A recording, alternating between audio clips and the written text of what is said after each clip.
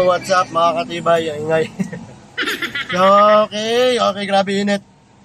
Papachensyol po tayo ng ating sasakyan at salamat sa Diyos, medyo kumita po tayo ng kaunti para po pa pang maintenance sa sasakyan. Actually, kulang pa. Pero okay na rin, at least nalagdagan yung ating, nabawasan yung ating isipin kung saan kukuha ng panghulog. So, yun lang guys, papunta tayo ngayon sa Shell. Papachensyol po tayo Shell. Ayan. Kung dami po tayo, actually guys, ang Shell na papupunta natin sa kabila, kaya lang bibigyan tayo ng oil filter. Okay? Sige guys, yan na muna. Mamaya update ko kayo pag nandito tayo sa Shell. Salamat! Bye-bye! Few moments later. Po tayo sa Shell, magpapatensyon na po tayo. Ito po. Ayan. Ito na guys. Dito po tayo sa Shell, nagpapatensyon kasi halos same lang naman. Actually, hindi naman nagkakalayo, no? Kung sa labas yung papatensyon, parehas lang. Maganda lang dito na aangat, libre check-up din yung ibang mga parts. Kaya, ma-advise mo kanila kung ano yung mga pwede mong palitan. Pero as of now, so alaga naman natin to, mukha lang siyang luma. Gago! Pero okay naman yan, yung makina niyan. So, salamat sa Diyos na yung mga experience natin sa napasukan natin, nagagamit natin dito. So, yun lang guys. Lalapit tayo dito. Pag inangat na ni Kuya, saka tayo, lalapit. So, ito na.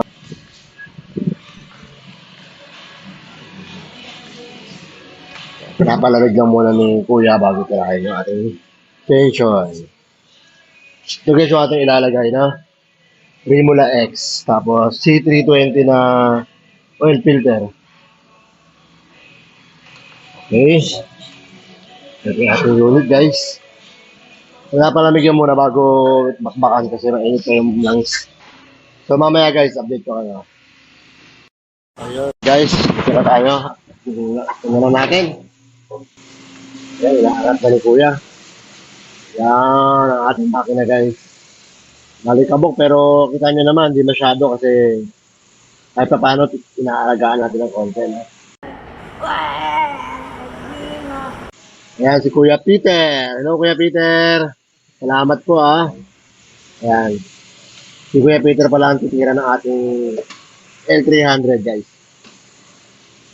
Ayan. Bubuksan na ni Kuya Peter yung air filter para bugahan at check-in kung uubra pa. Kasi kung hindi na uubra, kailangan palitan, dun tayo nalungkot. Wala tayong pamalit. Pero ubra pa yan kasi bago pa naman to, wala pa naman tong 20,000, wala pa to. 17,000 pa lang tayo guys. No? Kaya hanginan lang yan ni Kuya. So, yan guys. Kasi hangat na ni Kuya. Para banatan. Banatan nila. Talagang banatan.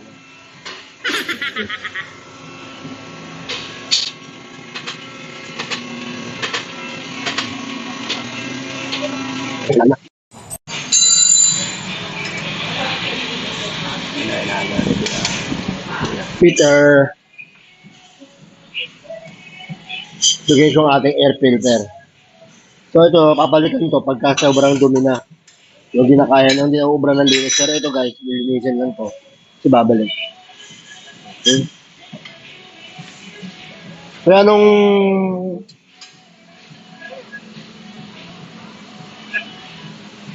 ilang kilometers bago magpalit ng fuel filter? 40,000. Ayun, 40,000 guys sa mga may 300. 40,000 ang advice na pagpapalit ng fuel filter. Ilan ba fuel filter ito kuya? Isa lang o dalawa? Isa lang naman guys yung kanyang fuel filter. So ito yung ating condenser. Nandito yung dalawang pan. Ito yung tumutulong guys sa pagpapalamig ng ating aircon. No?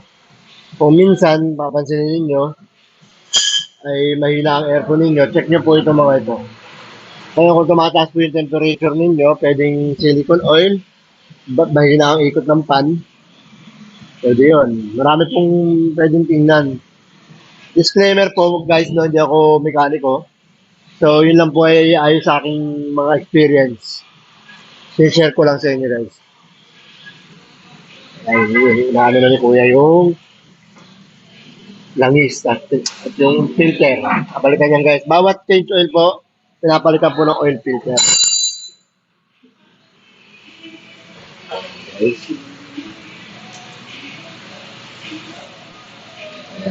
Okay. Ito yung ating ilalim. Sige natin. Okay. So far, maganda pa yung ating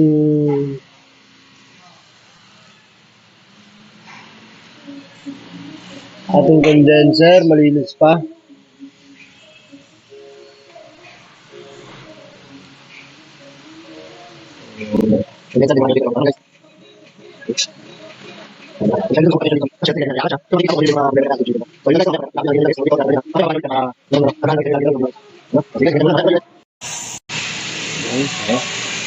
Kakabit na yung oil filter.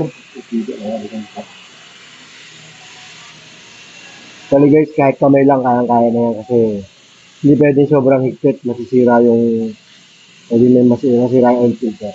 Kaya ano yung pinaglalagyan niya. So yun guys, may nilagay si Kuya Peter na aparato para ma-wash out yung nasa loob. Para bagong langis talaga. Yan ang gusto ko sa Shell. Kaya sa Shell ako nagpapa-Shell. Kasi may ganyan silang mga gamit na wala sa binari yung mga talyer. Hindi ko naman minimenos yung mga talyer na maliliit. Pero sinasabi ko lang po yung advantage at disadvantage.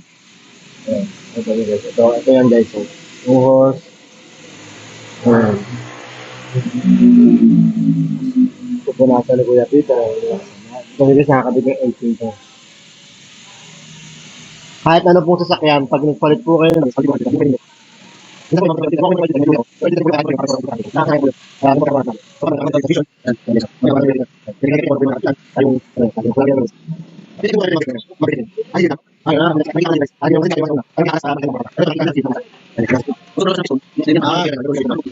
pagka nakalubog pa raw, makapal pa yun.